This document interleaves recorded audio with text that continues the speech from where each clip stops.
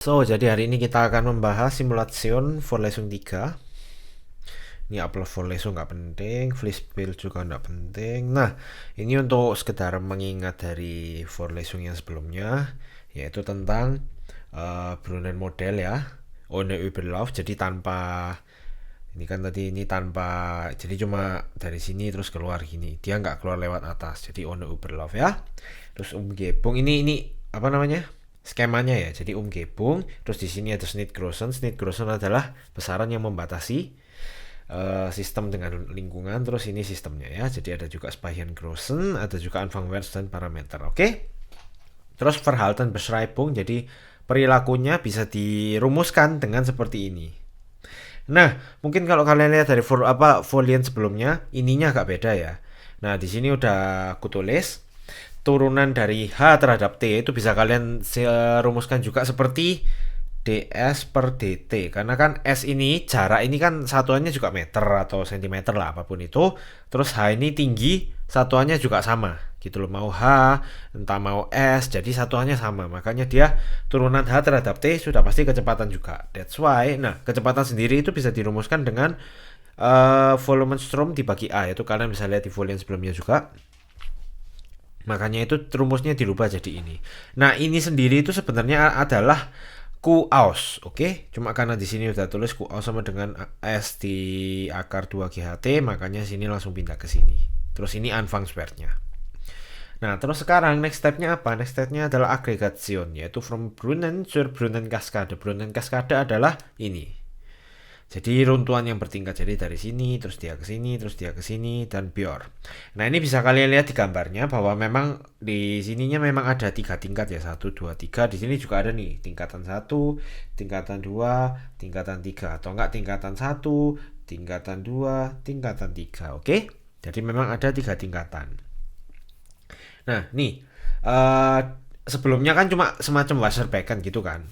Nah, sedangkan untuk Wasserspiel yang asli itu dia tuh butuh banyak Wasserbecken yang saling terhubung gitu loh. Makanya dari Einzelbrunnen jadilah Brunnen Cascade. Namanya nama dari Verknüpfung itu, Verknüpfung dari Brunnen ini ke Brunnen ini ke Brunnen ini itu disebut dengan Aggregation gitu loh. Atau yaitu tadi menyederhanakan ini sistem kompleks dengan menggabungkan beberapa komponen jadi satu blok. Model yang mewakili keseluruhan, kurang lebih begitu. Terus ini nggak penting. Nah, sekarang kita modelirung. Dari yang awalnya kita cuma punya satu Wasserbecken, sekarang kita punya 3 ya. Nah, di sini ini rumus yang tadi ya. Ini cuma A-nya dikeluarin aja.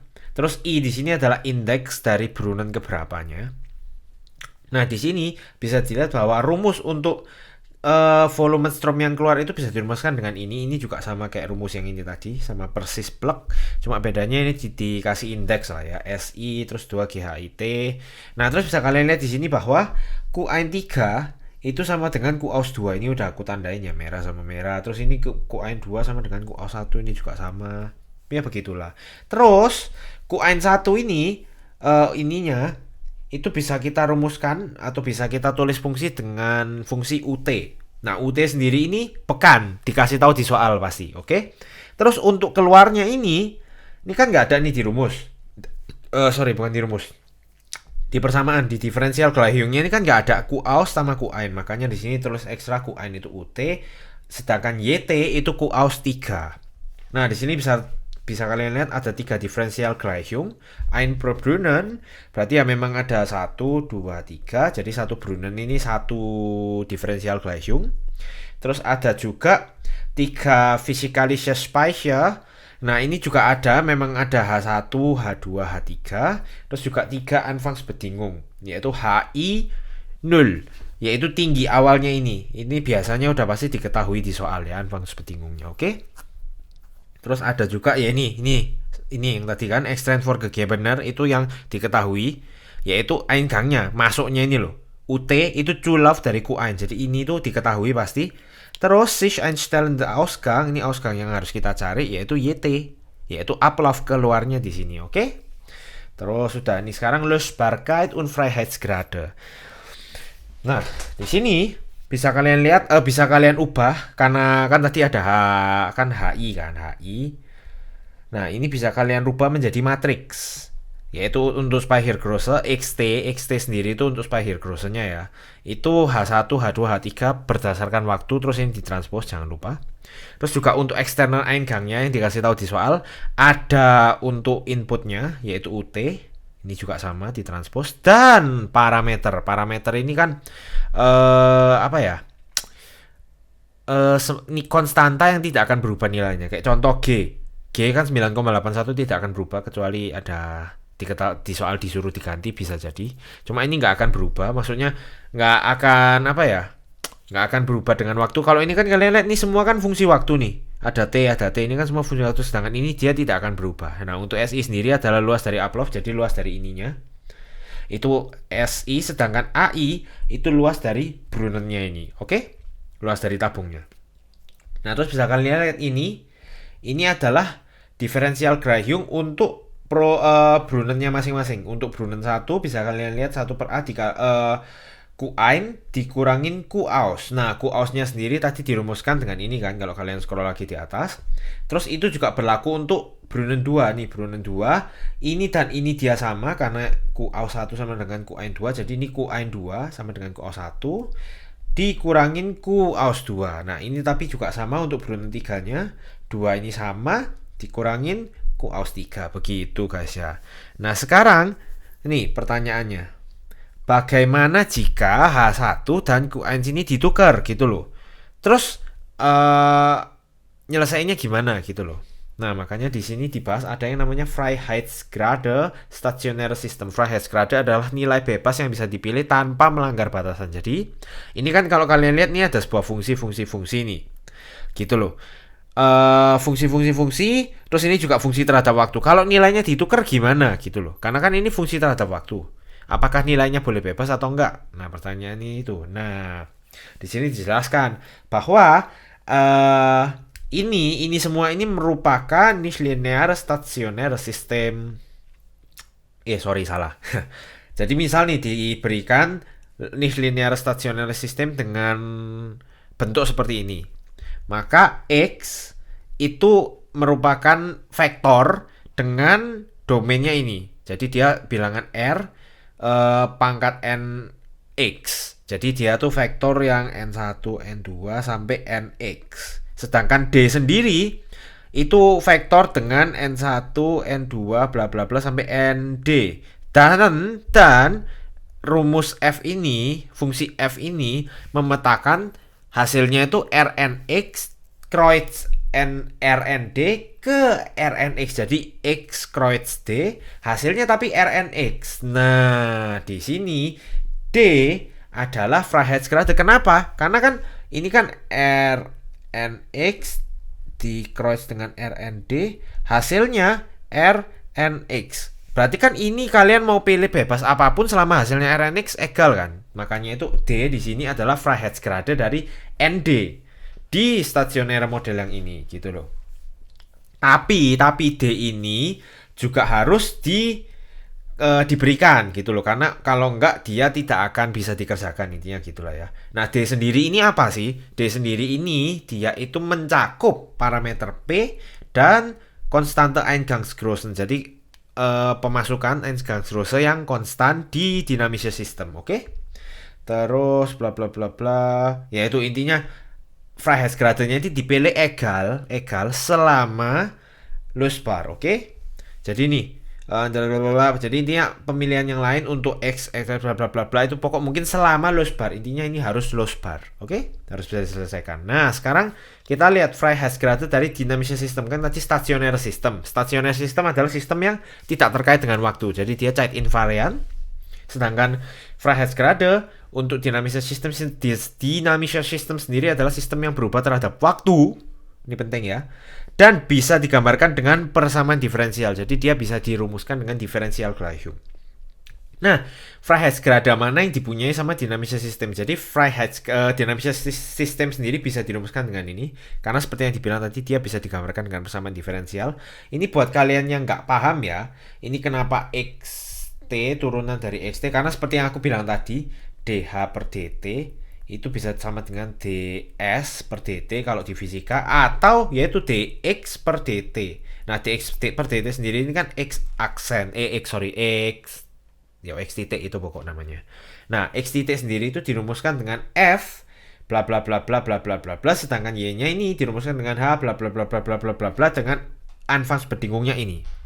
Nah, Freiheitsgrade-nya itu ada 3 di sini, yaitu Freiheitsgrade yang berdasarkan konstruksion. Jadi dia itu Freiheitsgrade yang ditentukan oleh bentuk dari Brunnen itu sendiri, yaitu which is P atau Child Invariant Parameter, ya parameter, atau Freiheitsgrade yang ditentukan dengan Betriebsbedingte, yaitu selama proses itu terjadi Freiheitsgrade-nya itu baru muncul gitu loh, yaitu which is UT, Eingangnya, tempat masuk airnya tadi, tempat masuk airnya tadi, dan Anfangwärts dari tinggi tadi.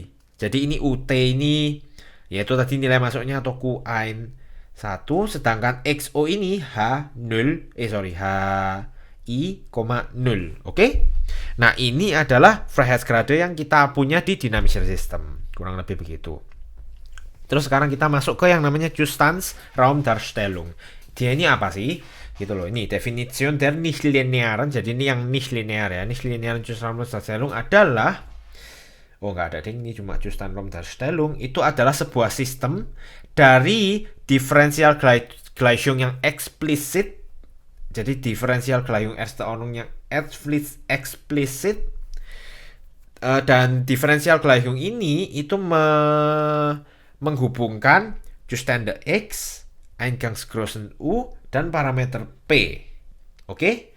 Nah, sedangkan untuk Ausgangsgrößen Y itu dia itu isinya adalah explizite algebraische Gleichung dari X, U, dan P. Jadi pokok intinya kurang lebih begitu. Atau ini bahasa Indonesianya yaitu cara memodelkan sistem dinamis menggunakan vektor xt. Jadi xt di sini vektor ya, karena ya seperti yang kalian tadi lihat di atas, dia ada 3. Kalau untuk Brunnen Kaskade dia ada 3, jadi dia bentuknya vektor. Bentuknya vektor. Dan menuliskan sebagai DGL, differential Gleichung, dalam bentuk matriks. Jadi ntar in the end dia harus bentuknya matriks. Oke? Nah, Zustandsraumdarstellung ini menyatakan bahwa perubahan sistem dijelaskan oleh X aksen, dan untuk outputnya dijelaskan oleh Y, T dengan persamaan aljabar biasa. Jadi intinya Zustandsraumdarstellung itu X ininya itu dijelaskan dengan matriks, dijelaskan dengan DGL. Jadi intinya gini, gimana sih jelasinnya? Kayak Zustände X, Eingangsgrößen U, dan parameter P ini dijelaskan dalam bentuk dalam bentuk differential Gleichung, sedangkan Ausgangsgrößennya atau hasilnya, keluarannya, atau yaitu tadi kalau dari Brunnen tadi keluarnya itu dijelaskan dengan algebraische Gleichung, kurang lebih begitu. Nah, terus ini cara menulis atau notation dari nichtlinearen Zustandsraumdarstellung. Untuk Zustandsgleichungnya itu ditulis dengan ini tadi, seperti yang aku bilang, dia adalah X turunan X. Dia itu dituliskan dengan begini. Ini ada T-nya ya, karena kan ini ada T karena nggak stasioner. Terus untuk ini Anfangsbedingungnya, sedangkan untuk Ausgangsgleichung atau hasilnya dituliskan seperti ini. Jadi intinya dia itu sama. Untuk isinya ini sama, cuma bedanya yang satu fungsi F, yang satu fungsi H, intinya gitu. Nah, ini dijelaskan juga bahwa ini kurang lebih begini, kalian bisa lihat sendiri. X itu adalah Zustände atau keadaannya. Keadaan maksudnya yaitu tadi, misal keadaan di detik kedua gimana, keadaan di detik ketiga gimana, itu dijelaskan dengan xt, sedangkan yt itu menjelaskan keluarannya. Di detik ketiga ini dia sudah yang keluar sudah berapa gitu loh, sedangkan ut ini menjelaskan masuknya. Nah, cuma masuk ini kebanyakan sih stasioner, karena kan gimana dia masuknya stasioner lah. Gak ding, karena masuknya dia juga harus ada, masuknya nggak cuma satu. Jadi kan kayak ini kan masuk, terus dia jatuh lagi masuk, ini kan dia jatuh lagi masuk, jadi ini dihitung masuk, ini dihitung masuk, jadi ya intinya sama. Jadi masuk di detik keberapa, dia tuh isinya apa, sedangkan ini parameternya. Oke? Parameter ini gimana dia tidak akan tergantung dengan waktu. Nah, sekarang setelah kita mengenali semua, kita harus melakukan yang namanya Visualisierung. Nah, yang gimana caranya yaitu kita harus menyelesaikan sistem Gleisiumnya. Ada dua cara, yaitu dengan cara analitis. Analitis adalah cara yang kita biasa pakai di matematika, yaitu ngitung. Kayak misalnya ini kalau pakai persamaan DGL itu hasilnya seperti ini, itu ngitung. Sedangkan itu masalahnya sulit. Ini meistens schwierig, jadi biasanya kita pakai yang namanya numeris. Numeris ini adalah kita masukkan ke dalam komputer. Terus ya udah ntar komputernya yang ngeluarin curut. Nah, itu namanya numeris. Oke? Nah, sekarang Zustanraum. Tadi kan Zustanraum Darstellung. Terus Zustanraum sendiri itu apa sih? Zustanraum adalah Visualisierung dia sistem dinamik. Jadi ini adalah ruangan yang dibentuk dari Zustände atau dari kondisi dinamis sistem itu sendiri. Jadi misal nih kita punya Anfangsbedingung sekian nih. Dengan ini dan ini. Terus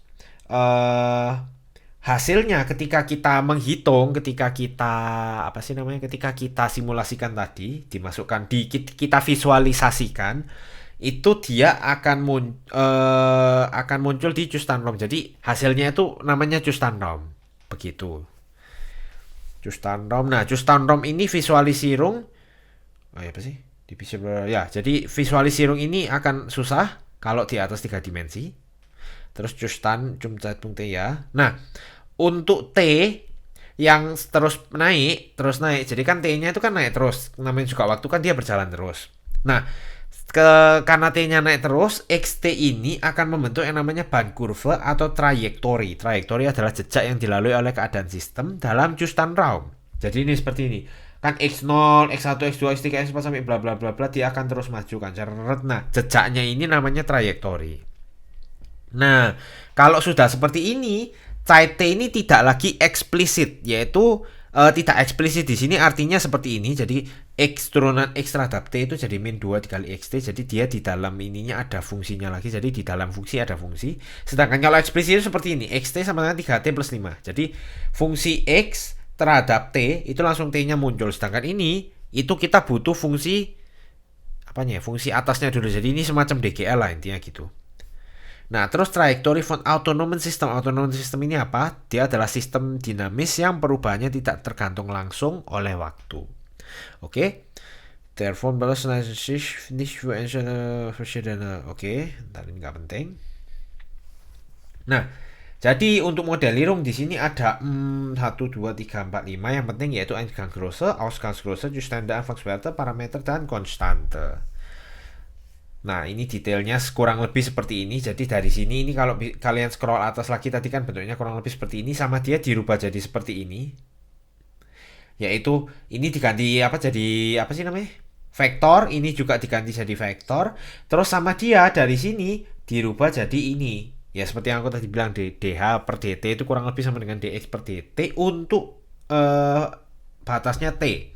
Nah, ini semua sama dia dirubah menjadi sebuah fungsi yang tergantung dengan XT, UT, dan P. P di sini adalah yaitu tadi A2, A1, A3 itu P. S ini juga P. S ini apa sih? Ya, S juga P. Terus habis itu di sini G-nya juga P. Terus untuk X-nya untuk U-nya sendiri itu ya U ini. Terus untuk XT-nya ya sisanya. Intinya begitu. Terus ya ini loh, ini XT di sini adalah H1, H2, H3. Jadi ini dan ini itu masuk dari XT. Sisanya UT. Ya, salah. Ini nggak masuk, guys. Cuma ini ya. Pokoknya gitulah. Oke? Nah, ini in detail. Eingangs- und Ausgangsgröße. Eingangsgröße, untuk Eingangsgröße-nya ini dia mencakup Stell- oder Kupplungsgröße. Stellgröße adalah Größen, die direkt angepasst oder eingestellt werden, um das Verhalten eines Systems zu steuern. Jadi dia adalah besaran yang disesuaikan langsung untuk mengatur perilaku dari sistem. Jadi dia itu disesuaikan untuk mengatur perilaku dari sistem. Itu namanya Stellgröße. Sedangkan Kupplungsgröße adalah besaran yang ada di sistem yang berbeda atau subsistem. Jadi sistem yang apa ya istilahnya? Jadi kan sistem ini kan ada dua sistem nih, sistem 1, sistem 2. Kupplungsgröße adalah sistem yang dari sini ditransfer ke sini. Besarannya dari sini ditransfer ke sini. Intinya gitu. Itu namanya Kupplungsgröße. Terus untuk Ausgangsgröße-nya ada namanya Messgrößen. Messgrößen ini adalah besaran yang bisa dihitung. kayak tingginya lah atau apanya itu kan bisa diukur, bisa dimeasure intinya gitu. Sedangkan ini keluarannya itu intinya adalah mass grosser atau coupled grosser, karena kan ketika keluar pilihannya adalah dia membawa dari H3 ini, maksudnya H3 yang bisa kita ukur plus yang masuk ke sini. Nah, yang masuk ke sini itu kan bagian dari coupled grosser. Sedangkan style grosser itu hanya mungkin terjadi kalau di awal, karena kan dia yang disesuaikan langsung, besaran yang langsung kita sesuaikan untuk mengatur sistem supaya sistemnya nggak kelebihan atau kekurangan atau sistemnya nggak rusak lah, intinya gitu. Untuk Ausgangsgleichung sendiri nih, H ini terdiri dari ini, kurang lebih begitu. Nah, terus ini Zustanraum-Darstellung Brunner-Cascade nih, Zustanngleichung untuk X ininya, dan ini kurang lebih begitu. Jadi ini kurang lebih of and blick-nya lah ya. Sudah analisa, nggak penting. Nah, ini sekarang kita akan membahas one is eine Funktion linear. Kenapa kita butuh linear function nanti? Jadi pokok intinya sebuah fungsi itu disebut linear ketika ada namanya superposition. Jadi fx plus y sama dengan fx plus fy. Sedangkan homogenit ada syarat kedua yaitu homogenite, di mana fax sama dengan a dikali fx dengan alpha elemen dari bilangan real. Nih, contohnya seperti ini. Ini kan 2x. Jadi BTW fungsi linear itu fungsi yang seperti ini ya, set gitu. Kalau fungsinya kayak gini ini bukan fungsi linear, apalagi fungsi kayak gini itu bukan fungsi linear ya. Jadi fungsi garis lah intinya.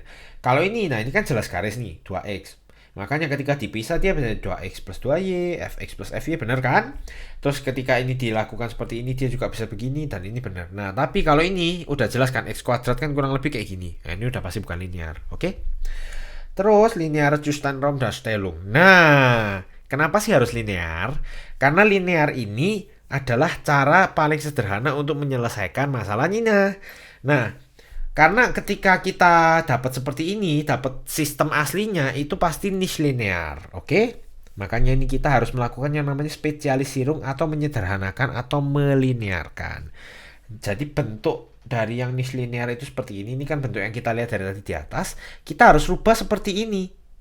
Nah, A, B, C, D ini apa? A, B, C, D ini adalah matriks atau matriks yang mewakili dimensi. Dimensi apa? Dimensi ini ntar akan lebih lanjut dibahas di Vorlesung 4. Nah, terus gimana cara mengubah yang niche linear menjadi linear? Yaitu dengan melakukan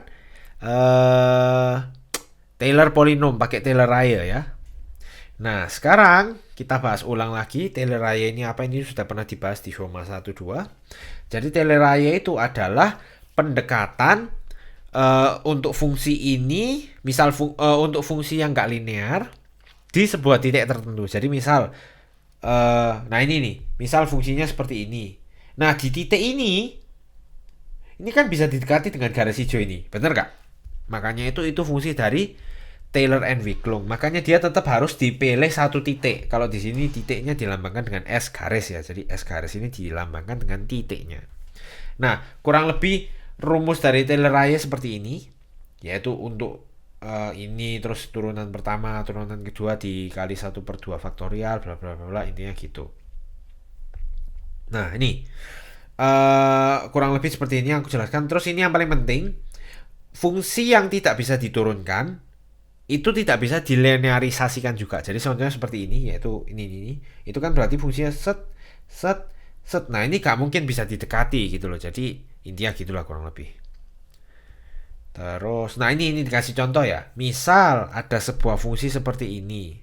Terus parameter P ini kita jadikan sebagai titik patokan kita lah ya. Jadi instead of X ini kita tulis ini. Jadi ini titik yang akan kita dekati nih ceritanya. Terus kita masukkan ke sini. Ya pokoknya kita masukkan ke sini. Nih kan.